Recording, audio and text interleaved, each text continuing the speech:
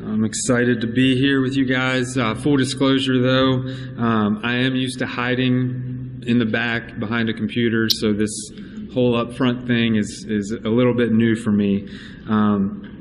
We're also going to jump through this recognition section relatively quickly because I know the real reason you're in here is power ratings. Let's just get that out there.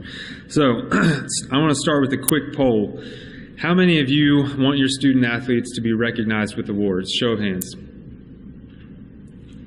Everyone. We all do, right? Well, there's a few awards I want to focus on today where that show of hands isn't really playing out in the number of nominations that we receive. So a few examples of this are Student Athlete of the Week, Scholar Athlete, Scholar Team, and our Game Plan for Life awards for each sport, which some sports have different names like the Burbridge Award or Kyle Rote, things like that, but that's what that means. So looking at Student Athlete of the Week, D2 Women's Volleyball, we have a number of 30 teams who are eligible to nominate for Student Athlete of the Week. And on average, we get 3.5 nominations each week. D1 Men's Soccer, 40 teams. We get 7.2 nominations on average, but that's for 2 awards, so really it's back to that 3.5 for each of those awards. Men's Golf, 35 teams, 1.1 nominations per week. D2 Women's Basketball, 30 teams, 1.75 awards on average, or nominations, sorry. Softball, 40 teams, and again, 6.2 for those 2 awards is basically 3 for each of those.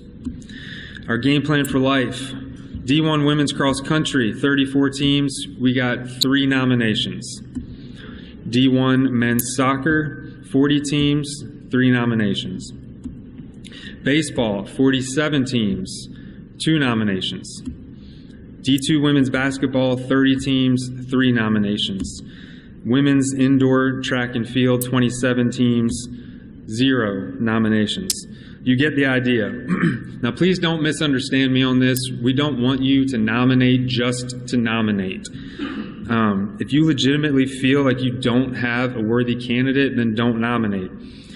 For Student Athlete of the Week, if your baseball player went 1 for 6 with a meaningless single and your team went 0 and 4, please do not nominate. Don't waste your time. Don't waste our time.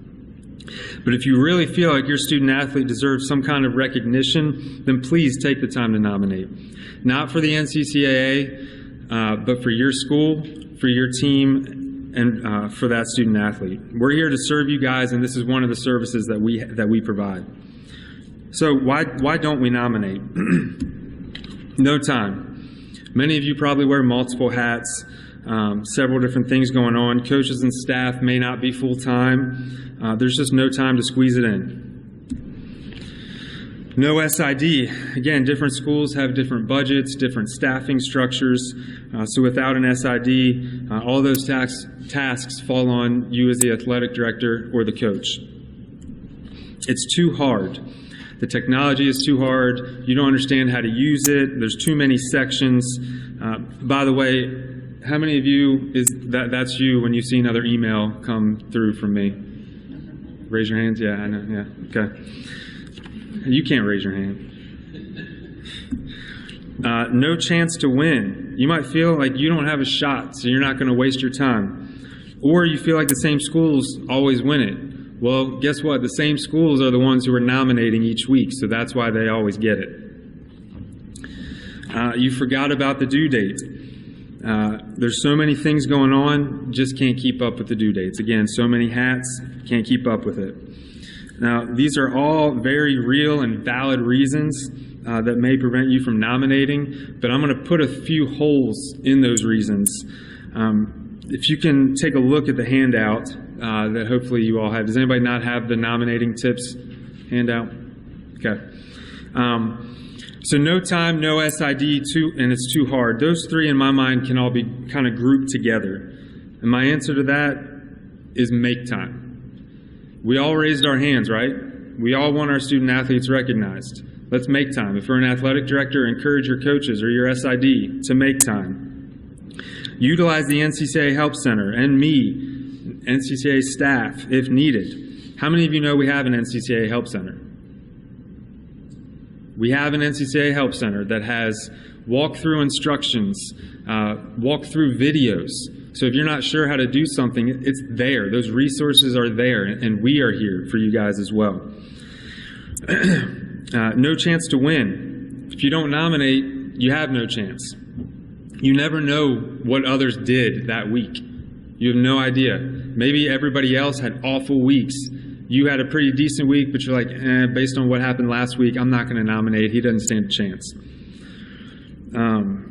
Maybe your athlete had a pretty good week of stats against tough competition and even hit a buzzer beater to win the game. But if you didn't, for the Student Athlete of the Week, if you didn't put that in the write-up or the enhancement section underneath the stats, all we have to go by is the stats.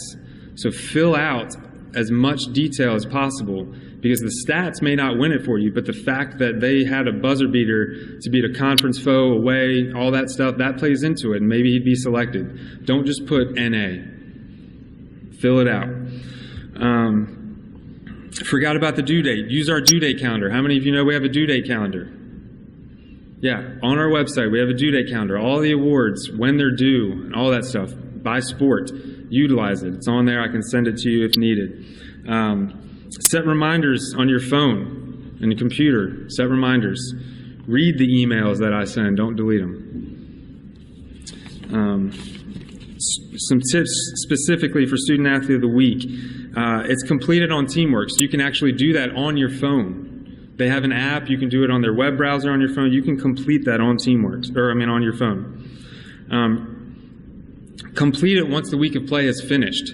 So don't wait until Monday at noon. If your basketball team finished play on Friday, nominate Friday. Get it done. Don't wait until Monday. Everybody hates Mondays. Everybody hates Monday mornings. Don't wait. Nominate weekly. If you have someone worthy, nominate weekly. Again, you may not win it this week. Next week you might. Keep nominating. Scholar awards, again, those are completed on Teamworks as well and can be done on a mobile phone. Scholar Athlete specifically, that can be completed as soon as the semester begins, and we send out that it's been added to Teamworks for you guys. That's based on cumulative GPA through the previous semester. So again, don't wait until the due date 4 weeks out from the championship when you guys are, head deep with all your different hats that you're wearing. Do it early on. Get it done. Game Plan for Life awards. Those are completed on fillable PDFs. Get specific. Give detailed examples of what he or she does in each section. So, example here in the leadership section. A poor answer would be, he's a great leader who leads on campus. Everyone looks up to him. A good answer would be, he leads in several areas on campus, including as a resident assistant, a worship leader in chapel, and an FCA. He leads weekly team devotionals, and his teammates know they can come to him for advice on issues they are facing. That sounds a lot better, right? It gives us more, it lets us get to know the student athlete more. Give as much detail as possible if you want your student athlete to be selected for these awards. A few other helpful tips. Photos. Have a media day or a picture day for each team where you're getting high-resolution headshots. This is obviously an extreme example, but the headshots that we receive aren't always of the best quality. Sometimes they're skewed or they are a little blurry, and we prefer not to use those because that's a poor reflection, because we use the headshots in graphics. So that's a poor reflection on us, but it's also a poor reflection on the school. So again, I'd encourage you guys to make sure you're getting those good photos. And then social media. We create graphics for you guys for some of these awards. So Student Athlete of the Week, when we send out that release, there's a link in there where you can download, if you're Athlete 1, you can download their graphic. Use that. Same with Game Plan for Life. We try and send that in advance to the schools who have those winners. Don't recreate the wheel. If time is an issue for everyone. Use what we've already done it. You guys can use that.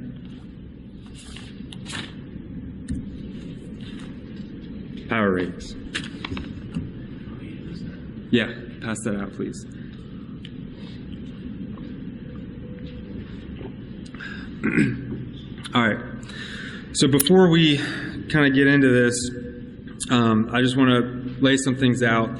The point of this session is to explain our power ratings and make sure that it's clear and understood. If you guys can hold questions until the end so that we can get through explaining it, and then we'll have some open time to where we can answer your questions. We'll also leave a couple minutes. I don't think Mark is in this room, but Mark Krug from Blue Frame, we're going to give him just a couple minutes at the very end to come up and introduce himself to you guys as well. So this power rating did not come to be after the topic of do we need to change regionals came to be. This process began about the 2017-18 year because of continuous feedback and complaints from membership within both divisions on power ratings. This power rating has been vetted, looking at all sports, the impact on where teams fell nationally as well as regionally. And what I mean by that is, so like the old power rating, if you were second, but with this new power rating, you dropped to fourth. So we looked at all that on how it impacted each school. Our Sports Information Committee, which was started this year, and by the way, that Sports Information Committee has a representative from everyone in this body. So that's, NCCAA Division II only, NCCAA Division I only, duly affiliated with NAI, duly affiliated with NCAA 2, NCAA 3. We brought everybody to the table because we wanted everybody to have a voice and make sure that we're making the right decision and the best decision for the body as a whole.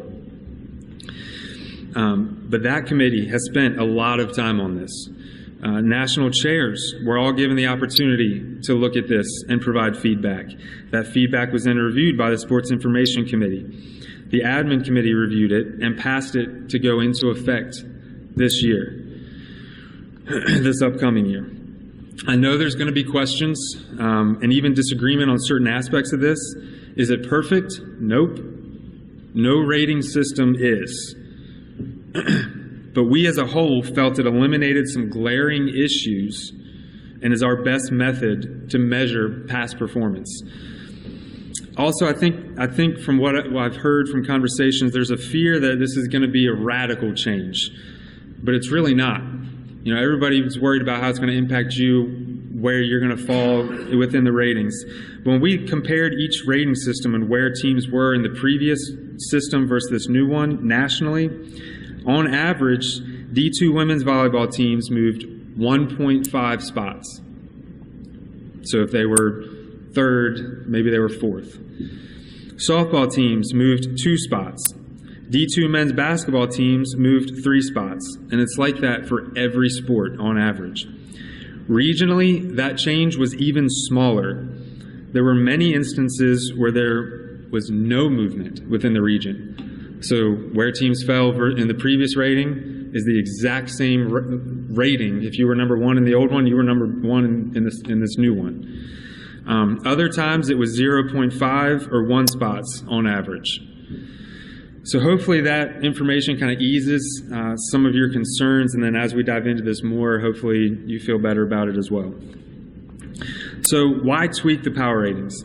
Well, again, based on feedback from the membership, one thing that we heard was teams can have a high rating by losing to good teams. One specific example, we had a team who was 2-24. They were rated 20th out of almost 50 teams. They had 159 power points before you even looked at wins and losses. So their total points was 167. 159 of those came before looking at wins and losses, and that was the old power rating system. NCAA D3 gets an extra point playing within NCCAA Division II. It doesn't account for the quality of wins. So the old one, you got, if you won by 1 point or if you won by 50 points, you're getting four points for that win. If you lost by 1 point or you lost by 50 points, you're getting 0 points for that loss. Let's go ahead, and if you can pull out that power ratings Does everybody have a power ratings handout? We're going to dive into this formula. At the very top, you'll see the formula is its results points plus location points plus opponent winning percentage points. You add all that together, and then you multiply it by the sum of opponent affiliation and ranked, whether or not the opponent's ranked, and that gives you your individual game power points. So results, we've got these score differentials. I'm not going to go through all of them, but you can see letter A, if you win by 6+ runs in baseball or softball, 20+ points in basketball, 3+ goals in soccer, and if you win in 3 sets in volleyball, you get 3 points for that win. All the way on down to letter G, where it's the same thing, and if it's a loss, you get -3 points. So there's a curve. Location, this was slightly tweaked. If you remember, the old power rating system gave 1 point for neutral and away, and we kind of felt that an away game at an away venue is a lot tougher than 2 teams coming to a neutral site. So it's still tougher than being home, which is why you get half a point for the neutral site, but that away game gets more value. Opponent's winning percentage, this did not change. All right, opponents, affiliation, and the ranked opponents. So basically what this does, so the old power rating system, you were just given a certain amount of points based on who you played. So if you played in NCAA D1 school, boom, 4 points, regardless of the result, 4 points, all the way on down. What this does is this enhances the result. So whatever you get, whatever you earn up top for your win or your loss, this enhances that result. So the tougher the affiliation, the more enhancement you get. You can see, so if you're down at other countable opponents, there's no multiplier. So if you earn 3 points for the result against a other countable opponent, there's no multiplier. So you got 3 points. If you earn 3 points against an NCAA D2 school, you got 6 points because you're multiplying it by 2. And then on the other side, you can see if you earn negative points, the multiplier flips. And the reason for that is that lessens the blow of a tougher affiliation. So again, if you're at -3 points and you played that other countable opponents, you're multiplying it by 2.25 because in theory, that's a worse loss, if you will.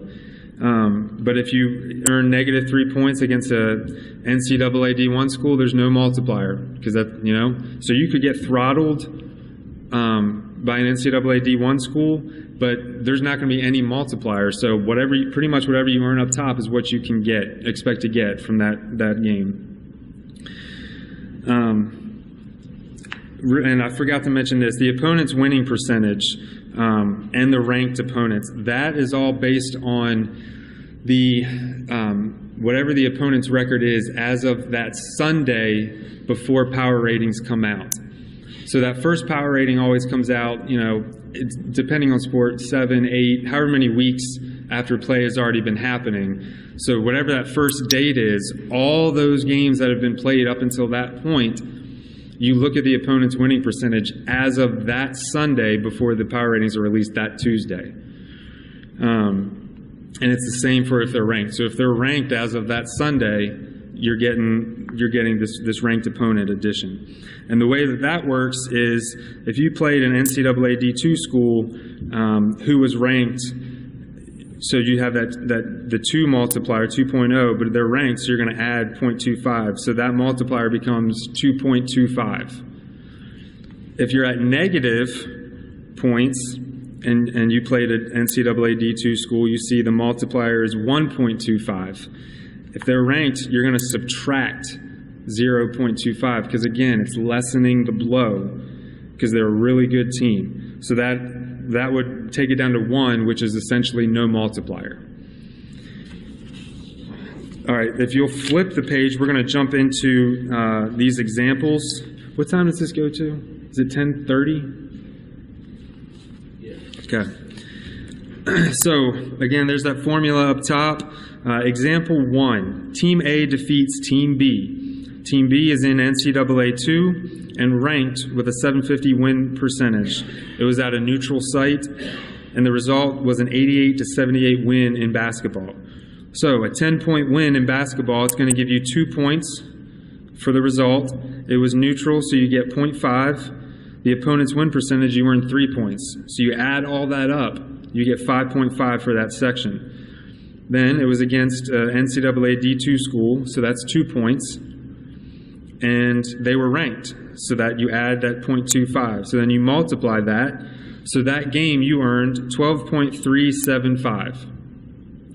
Example 2, Team A loses to Team B in NAIA, not ranked, with a 670 win percentage at home. It was a 2-0 result in soccer. So you lost 2-0, so you're going to get that -2 results points. It was at home, so it's 0 points. And the opponent win percentage, you'd get 3. So that adds up to 1. So then you look at the NAI affiliation. Since it was positive points, it would be a 1.75 multiplier. They were not ranked, so you get 1.750 for that game. Example 3, Team A loses to Team B, who is in NCCAA Division I. They're not ranked, and they have a .100 winning percentage. It was at a neutral site, and it was a 3-2 loss in baseball. So that result gets you -1. It was neutral, so 0.5, and it was a bad winning percentage, so 0. So that adds up to -0.5. So since it's negative, you're going to look at that opponent affiliation multiplier on that right column, and that's going to be 1.75 for NCCAA Division I.